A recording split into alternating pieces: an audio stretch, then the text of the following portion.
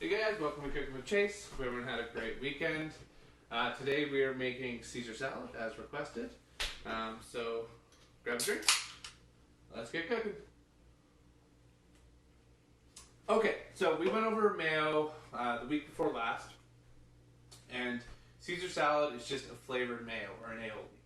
Whenever they say aioli in a restaurant, garlic aioli, whatever, that's just mayo with flavoring added to it. So Caesar is probably one of the more ingredient heavy aiolis or mayos. Quite a few components to it, but it's the exact same concept of making a mayo.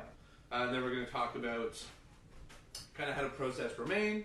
I'm going to talk about making croutons and kind of the toppings for that. Obviously, store-bought croutons are fine. If you're not eating pork or anything, make the bacon. Kind of go make it your own. So first thing I did, I just did this ahead of time to kind of, for the time constraint, I just got a couple strips of bacon just roasting off in an oven, 350 degrees. That's kind of how I always do my bacons, in the oven at 350. Depending on the size and the thickness, kind of 15-20 minutes. Kind of helps render out as much of that fat as possible and gets it really, really crisp. So the next step that we're going to do is get our croutons ready. Because they're going to be baked in the oven, so they're going to take the longest. So store-bought croutons are completely fine. If you kind of want to, I'm going to do a little bit of an elevated, fancy-looking plate because you guys seem to enjoy that with the chicken thighs and Brussels sprouts. So when you're making croutons at home, you don't want to tear anything, or sorry, cut anything. You're looking just to kind of tear. And these are just some old buns that I had that are kind of going stale. This could be sourdough or whatever. And the whole point of this is that, number one, they're fairly good size, but all these organic shapes, these little bits, they're going to catch all the butter and the salt and the seasoning and the flavor, right? When you bake them, you're going to end up with, just like when we were making the fried potatoes or a French fry or anything, all those little crispy bits on the edge. It's the same thing with a crouton. That's what's going to get really, really crispy and super flavorful. So I'm just tearing the bread into kind of rough, nice organic shapes like that. Like that's kind of a good size. Something that fits on the fork. Like you're thinking of bites when you're processing this stuff, right? Like a salad. Everything should kind of be able to fit on a fork and eat nicely. So this is fine. Perfect. Yeah, so this was one small bun. And I would go even as big as that. That for me is fine. Like this is, you know, we're adults, we know that you knife fork, right? We can kind of manage their bites. So I'm happy with that. So the next step is what all this is butter, some fresh parsley, and 1 clove of garlic that I've microplaned. So if you don't have a microplane, you can really, really finely chop it up, like crush it super, super fine. And then all I'm going to do is stick it in the microwave. I already had the butter melted a little bit. For like 40 seconds to a minute. That's just going to cook the garlic a little bit, get the butter nicely melted, so we can top this.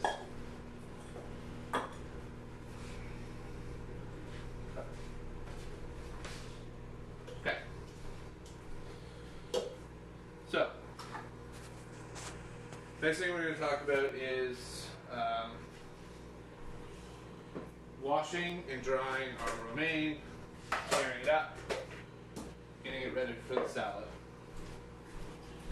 This is good. This is all you're looking for. When it's bubbling, if you're in here, you can smell the garlic. It's cooked. The parsley's good. All we're going to do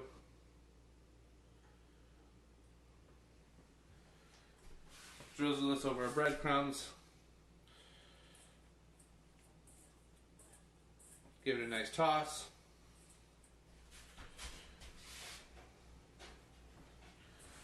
Then get it onto a baking tray, and just nicely space it out, right? Like that.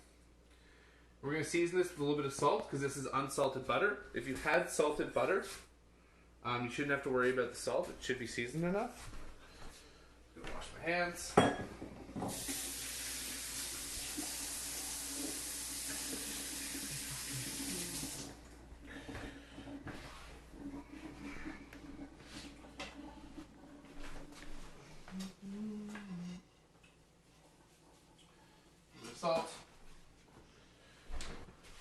Parmesan cheese.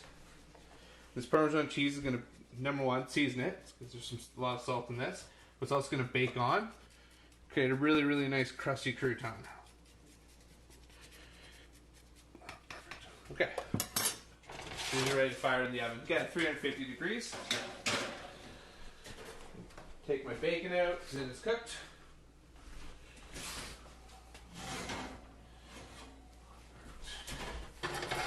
Here.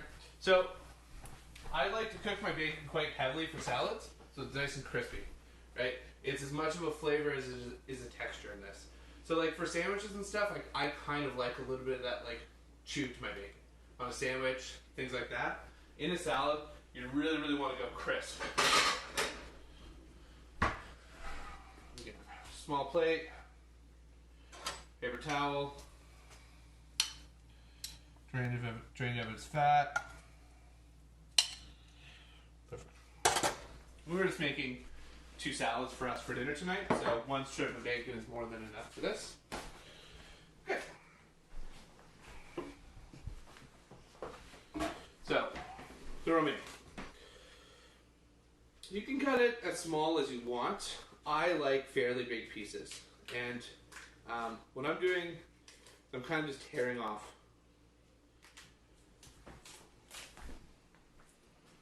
kind of pieces like that. And this core, absolutely use it if you want. We're kind of, like I said, we're doing kind of a restaurant fancy whatever version of a Caesar salad. That's the least pleasant part of the romaine leaf. So when it gets really thick like this, like it's fine, but it's not a super pleasant thing to eat. So I'm just kind of breaking at the top. And I like that these are big. I'm not looking for like a minced green, you know. There should still be some texture to it. The more you cut it, the smaller you cut it, the more liquid releases out of the romaine, the less crisp it gets, right? The more intact you keep it, the crispier that romaine's going to stay. And that's kind of the goal for me when I'm talking about Caesar salad. I want it really crispy. I really want a really, really nice texture to it. You know. And yeah, some people like this stuff, and that's fine. That's fine. And when it gets down into these really pale centerpieces, the heart, they call it, I just start to leave these whole.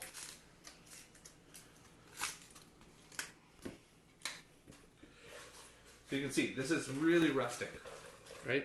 But, you know, the idea is that you can kind of build your own bites this way, right? You'll see it when it goes on the plate. It just looks a lot sharper than it would if it was tiny, tiny little pieces. Okay, so now we're washing it, always in as cold water as possible. Right? Sometimes if your romaine or anything's starting to go limp in the fridge, ice water will actually re-crisp it. If it's starting to kind of go. So sometimes in the restaurant or at home, if we bought too much romaine, we haven't used it, we'll actually fill this with ice and then water, leave the romaine in there for a couple minutes, and it'll rehydrate and re-crisp it up. This stuff's fine, so we don't need to do that. Then you got your basket for your salad spinner, and always take your romaine out and lift it, right? Because the idea is that you've washed it, and all the sediment falls to the bottom. So if you dump it in like this, you're just pouring the dirt back onto your romaine. Take it out. I just do it in the same bowl because it's going to get dirty anyway. And then this, just dump it out. Give it a quick rinse to get rid of any of that sediment that's at the bottom. Got a question. What if your lettuce freezes in the fridge? Kind of toast. There's no real coming back from that. That's why those crisper drawers are so critical. Like it's going to be towards the stuff towards the back of the fridge. It's going to freeze. But frozen produce is, when it comes to greenery like spinach, arugula, romaine. Good for smoothies, if not for salads. Sure. Tyler would know more about that than me. She's the queen of the smoothies. Spinach. But yeah, spinach freezes quite well for cooking, right? Now you can do this 3 times. The second time it should be basically there, but just do it one more time because the worst thing is if there's any water on your romaine or your lettuce in general for salad, is you're going to dress it with your dressing and it's just going to wash right off. And, you know, just like we talked about with pasta, trying to get that sauce to stick to the noodles, our whole goal here is to get that dressing to stick on top of this, whatever it is, in this type of romaine, case romaine, you know, arugula, whatever. So I'm just going to grab a bowl for this, and then we're going to make our dressing. And just on the off chance there was any leftover moisture while we wait, I'm just going to keep that on a sheet of paper towel. I'm going to hold this in the fridge.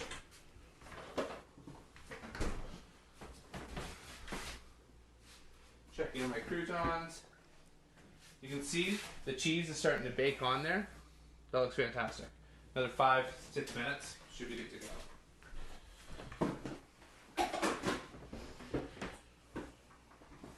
Okay, so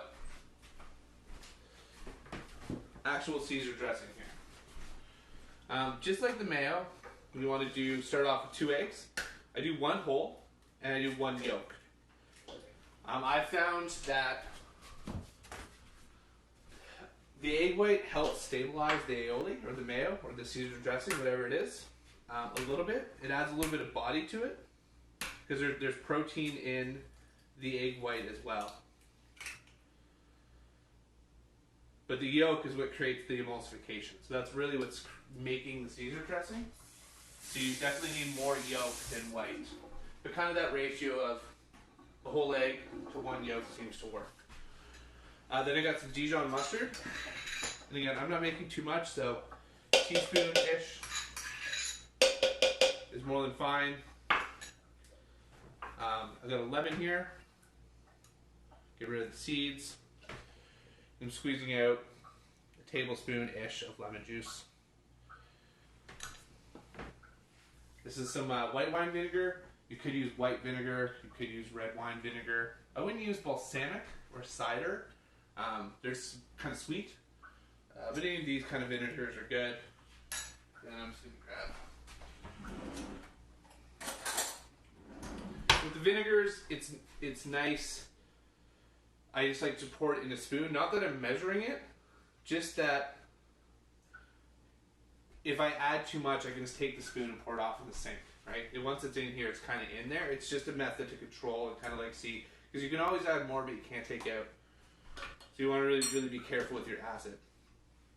Then I'm adding some capers. I like the brininess of them.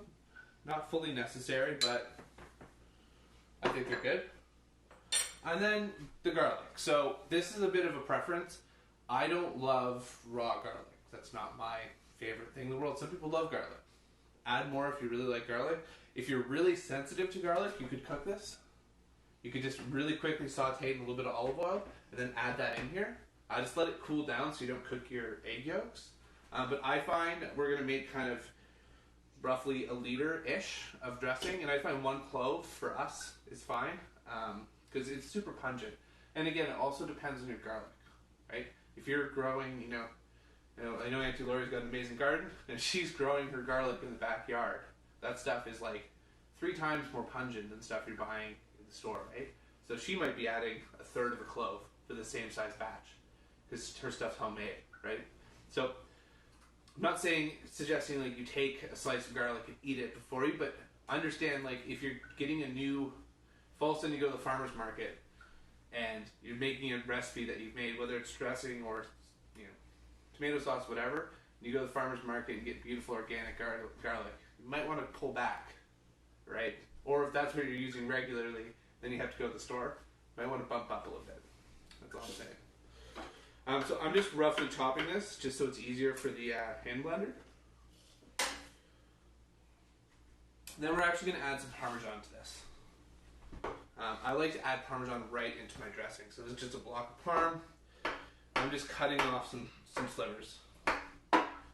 Again, just really roughly chopping them up because it's all going in the hand blender.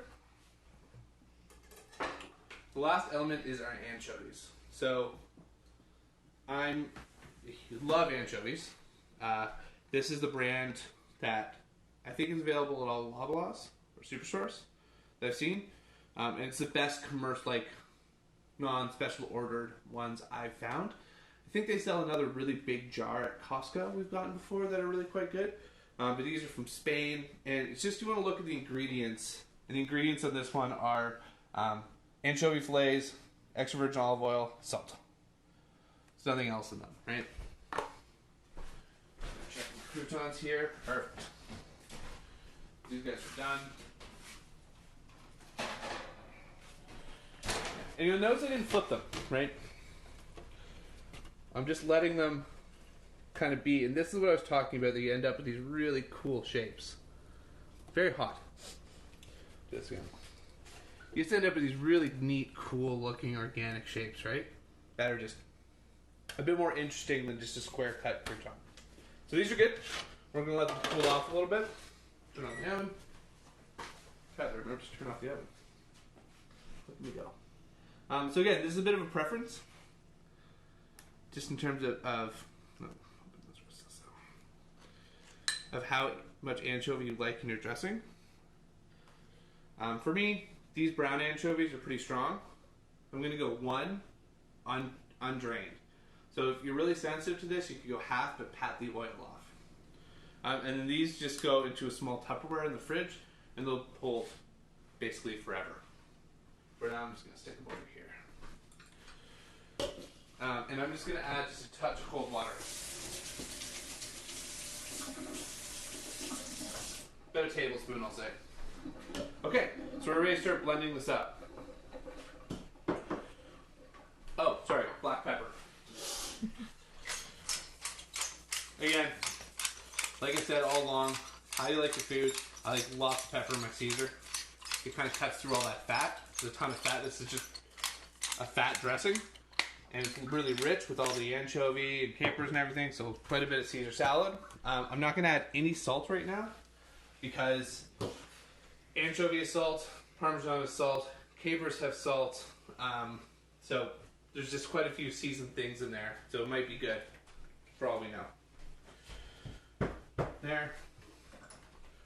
Our trusty hand blender. I'm just putting it on this towel to kind of help it from moving.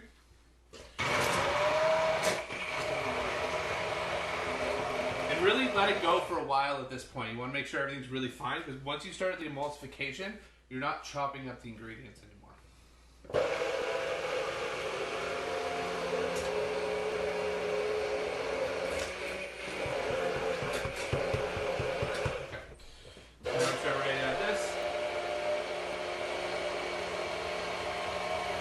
That initial stages, you want to go nice and slow,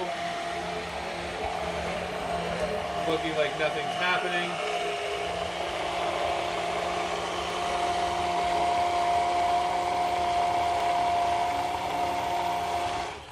There.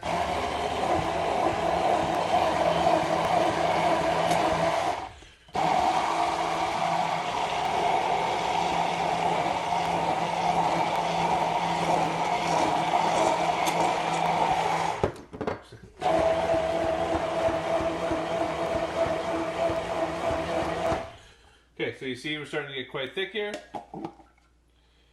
Alright, that's basically it. So we're going to taste for seasoning. Definitely needs a touch of salt. And what kind of oil were you using there? Just a neutral oil. So I was using canola, could be veg, could be, it's not olive oil. The olive oil is just too strong.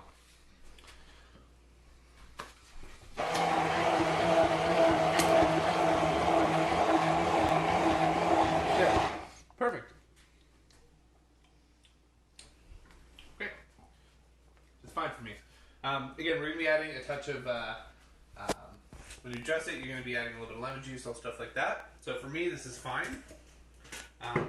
And how much oil?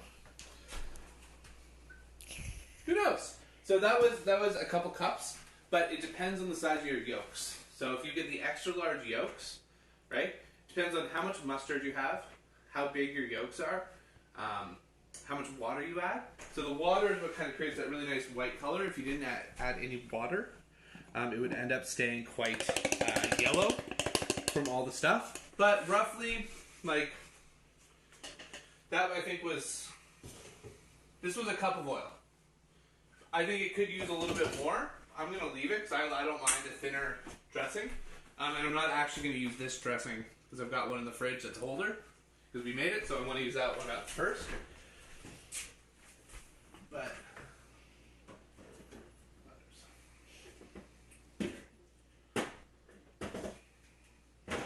it really just depends. So you're just going to kind of add it till it gets thick enough. I can't really say anything else. So kind of a cup of oil, just to give you an idea, a cup and a half of oil to 2 eggs, in that realm. But the more oil you add, the thicker it will become. But again, it's kind of just one of those things where you just kind of need to make the recipe, and it will get the feel, right? And also, if you don't have a hand blender and you're doing it in there, it might take a little bit more oil, like in a stand mixer with the whisk attachment. If you're doing it in a blender, it might take a little bit more, a little bit less, right? Like, there's just no way of saying. And I don't know if it'd be different from canola oil to vegetable oil to, I don't know if that would actually change it. Now I'm thinking of it. So anyway, so this is a Caesar dressing that we made a little while ago. I just want to use it up. How long will it last in the fridge? 2-3 weeks. Yeah. It's one of those things that you'll know if it's bad. We've really learned to trust expiry dates, and our nose is an exceptionally good indicator if something is not right. But the eggs, there's so much oil and vinegar, and those are both preservatives, right? You store things, preserve things in fat, you preserve pickles and stuff in vinegar. So it's pretty shelf stable. And again, one of those things that, like, if you open it up and it's split, like, this is fine, but there's little globules of oil or liquid on top, that's a good indicator that something's starting to go. If you smell it, it smells sour. Probably know it's not going too good. So, okay, so we're gonna get ready to go to plate here. Just gonna kind of clean up my station a little bit. I'm going to grab a bowl of romaine.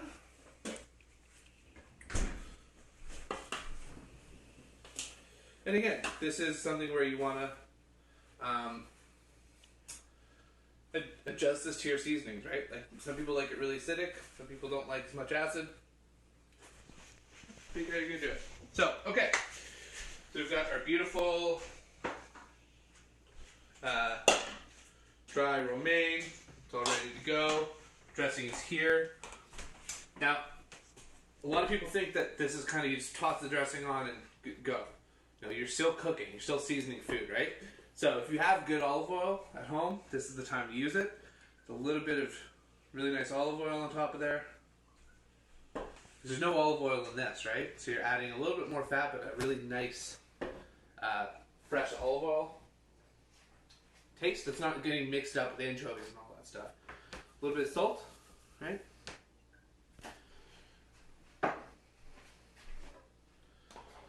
And then I always season into the bowl. So this is the best way to make sure that you're not going to get a leaf that is just drenched in dressing, right? So you're kind of seasoning off to the side, and your hands are clean. Your cooking is okay. Kind of want to be a little delicate here.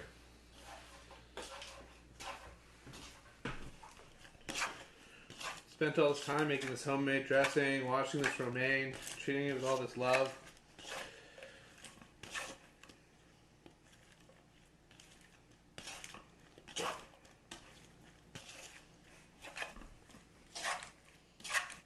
Okay. That's beautiful. Maybe a touch more dressing than needed. That's okay. The dressing tastes delicious. Okay, so let's go to plate. Again, this could be great family style, but if you're doing it for a dinner party, you kind of want to make it look good. A little elevated, kind of taking some leaves.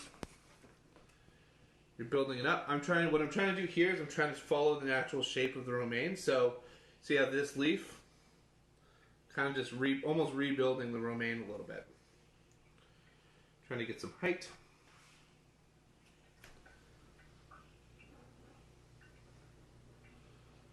That's quite a nice portion for me. I'm taking these beautiful croutons.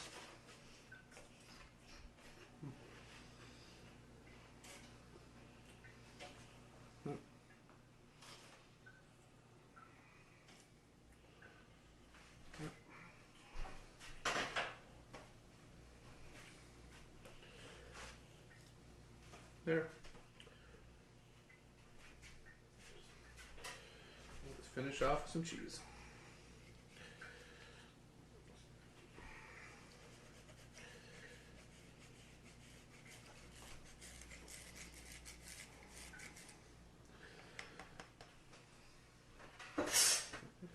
Okay, so very quick, very easy, very simple.